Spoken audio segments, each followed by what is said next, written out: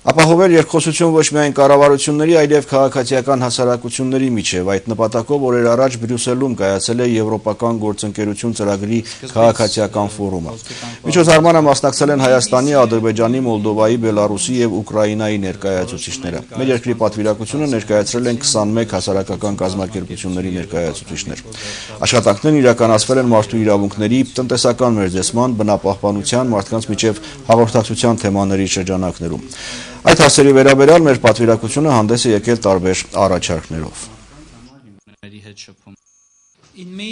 Հարկավոր է սերտացնել համագործակցությունը գործընկեր պետությունների միջև։ Տարածաշրջանի երկրները պետք է գնան քաղաքական երկխոսության և տարածաշրջանային զարգացման ճանապարհով։ Եվրոպական գործընկերություն ֆորումն այս ծրագրի մի բաղադրիչն է։ Շատ կարևոր է այս ֆորումը, քանի որ նպատակ ունի բարձրացնել քաղաքացիական հասարակության ձայնը։ Ֆորումը լուծեց իր հիմնական խնդիրները։ Նա հավաքեց գաղափարներ, թե ինչ դերակատարություն կարող են ունենալ քաղաքացիական հասարակության ինստիտուտները ամբողջ այդ գործընթացում, արևելյան գործընկերության, մշակեց հիմնական փաստաթղթեր, որոնք առաջարկում են օրակարգ արևելյան գործընկերության համար 4 պլատֆորմաներում ձևավորված, որոնք են ժողովրդավարություն, կայունություն և կոնֆլիկտների լուծում։